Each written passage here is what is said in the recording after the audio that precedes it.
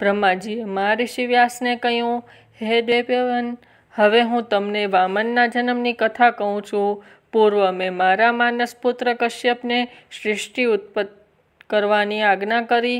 એટલે ભગવાન ગજાનનના વરદાનથી એણે પોતાની 14 સ્ત્રીઓ દ્વારા અનેક પ્રકારના સ્થાવર અને જંગમ સૃષ્ટિનું નિર્માણ કર્યું. કશ્યપની 14 સ્ત્રીઓમાં દિતિ અને અદિતિ એમ 2 શ્રેષ્ઠ સ્ત્રીઓ હતી. સાયકાલે જ્યારે હોમ કરવાનો મુહૂર્ત હતો ત્યારે દિતિ કામાતુર થઈને કશ્યપ પાસે ભોગ માંગવા લાગી.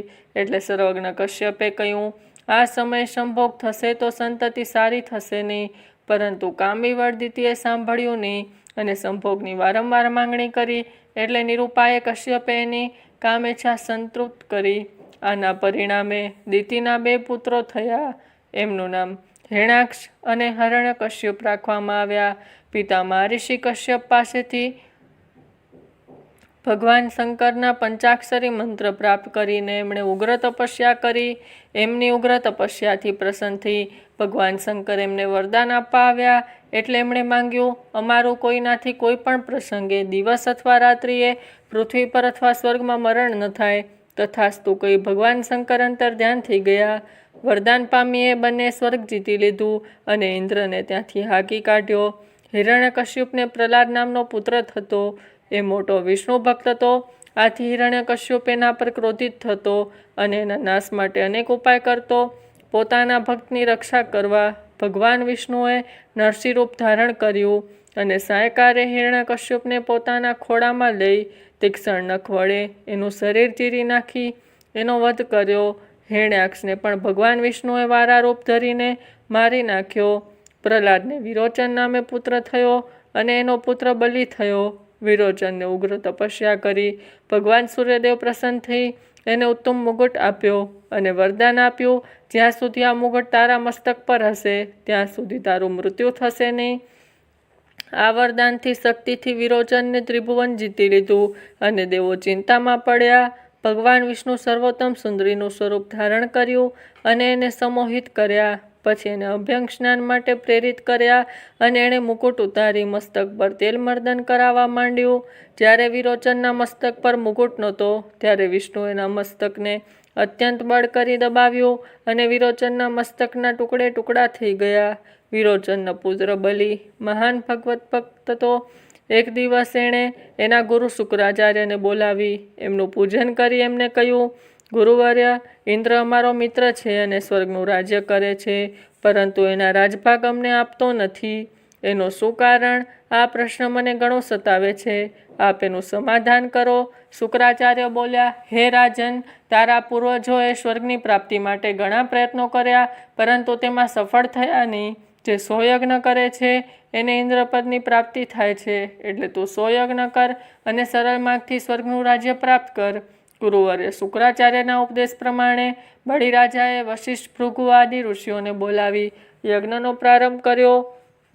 એ ઋષિઓએ પૂર્વ દિશામાં યજ્ઞકુંડોનું નિર્માણ કર્યું. પછી તેઓ માતૃકા અને મંડપ દેવતાઓની સ્થાપના કરી. સપ્તનિક બલિરાજાએ યજ્ઞની દીક્ષા લીધી. બલિરાજાના પ્રધાનો અને સર્વ પ્રજાનનો અનુકૂળ હતા. બ્રાહ્મણોએ વેદો અને શાસ્ત્રોના મંત્રોના ઉચ્ચારણ સહિત આહુતિઓ આપી અને વશિષ્ઠ મહર્ષિએ અંતિમ આહુતિ અર્પી યજ્ઞને સમાપ્ત કર્યો. બલિ અને એની પત્નીએ મંગળવાદ્યોની ધ્વનિ વચ્ચે અભૃત સ્નાન કરાવ્યું. વેદઘોષ અને સામગાન વચ્ચે બલિએ સર્વોત્તમ દક્ષિણા આપી બ્રાહ્મણોને સંતુષ્ટ કર્યા. આ પ્રમાણે બલિરાજાએ વિધિ વિધાનથી 99 યજ્ઞ સમાપ્ત કર્યા અને 100મા યજ્ઞનો આરંભ કર્યો. આ જાણી ઇન્દ્ર ખળભળી ઉઠ્યો. એ પ્રસંગે ક્ષીરસાગરમાં શયન કરનારા લક્ષ્મી જેમના ચરણમાં ચાપે અને જેમની નારદ તંબુરા, ગાંધર્વ અને અપ્સરાઓ સ્તુતિ કરે એ વિષ્ણુનું એણે સ્મરણ કર્યું અને પોતાના પાર આવી પડેલા સંકટનું એમને નિવેદન કર્યું. એ સમયે ભગવાન વિષ્ણુએ ઇન્દ્રને નિર્ભય રહેવાનું આશ્વાસન આપ્યું. ભગવાન વિષ્ણુએ અદિતિના ગર્ભમાં પ્રવેશ કર્યો. એમણે 10મે માસે તેજસ્વી પુત્રને જન્મ આપ્યો. વિષ્ણુએ પોતાના ચતુર્ભુજ સ્વરૂપમાં પ્રગટ થઈ મહર્ષિ કશ્યપને કર્યું, તમે પૂર્વ કરેલી તપસ્યાના ફળ સ્વરૂપે અને ભૂમિનો ભાર ઉતારવા હું તમારે ત્યાં પુત્ર રૂપે અવતર્યો છું. આમ કહી વિષ્ણુએ પોતાનું બાળ સ્વરૂપ ધારણ કરી રોવાનું શરૂ કર્યું. મહર્ષિ કશ્યપે પોતાના પુત્રના નામકરણ, ચોલ વ્રત બંધ આદિ સંસ્કાર કર્યા. એમનું નામ વામન રાખવામાં આવ્યું. મહર્ષિ કશ્યપે વામનને સાંગોપાંગ 4 વેદોનું અધ્યયન કરાવ્યું. એક દિવસ વામને મહર્ષિ કશ્યપને પૂછ્યું, હે તાત, દેવોના દુઃખ કેમ દૂર કરી શકાય એ મને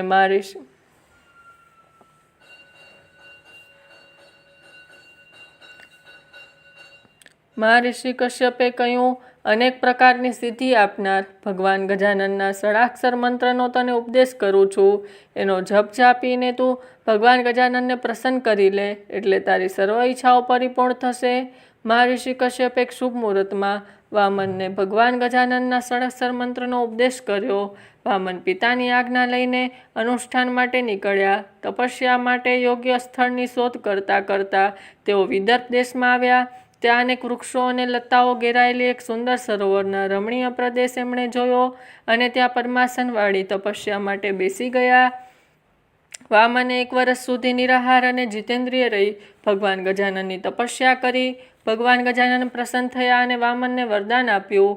પોતાની તપસ્યા જ્યાં પરિપૂર્ણ થઈ અને જે સ્થળે વામનને ભગવાન ગજાનનને ઈચ્છિત વરદાન આપ્યું, ત્યાં વામને ભગવાન ગજાનનની સુંદર કાશ્મીરી પાષાણની મૂર્તિની સ્થાપના કરી અને એના પર સુવર્ણનું રત્નજડિત મંદિર બંધાવ્યું. એ પછી મહર્ષિ કશ્યપની આજ્ઞા લઈને વામન બલિરાજાના યજ્ઞમાં ગયા.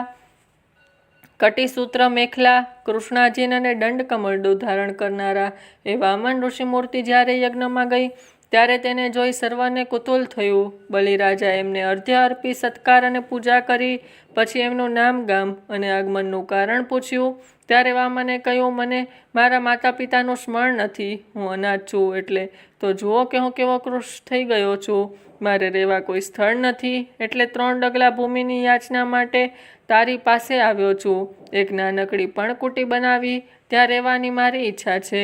વામનની આ ઈચ્છા પૂર્ણ કરવા બલિરાજા તૈયાર થયા. ત્યારે એણે ગુરુ શુક્રાચાર્ય એને કહેવા લાગ્યા, હે બલિ, તું યાચકને ઓળખી નથી શક્યો. આ તો સ્વયં વિષ્ણુ છે. તેઓ બટુક વામન સ્વરૂપે તને છડવા માટે આવ્યા છે. 3 ડગલામાં તો એ ત્રિભુવનમાં વ્યાપી જશે, એટલે આ વામનને તું કંઈ આપીશ નહીં. શુક્રાચાર્યના વચન સાંભળી બલિને ક્રોધ ચડ્યો અને બોલ્યો, હે ગુરુદેવ, આવું અધર્મ ભરેલું વચન તમે કેમ કહો છો? આ વામન જેવો દાન આપવા માટે સત્પાત્ર યાચક ક્યાં મળશે?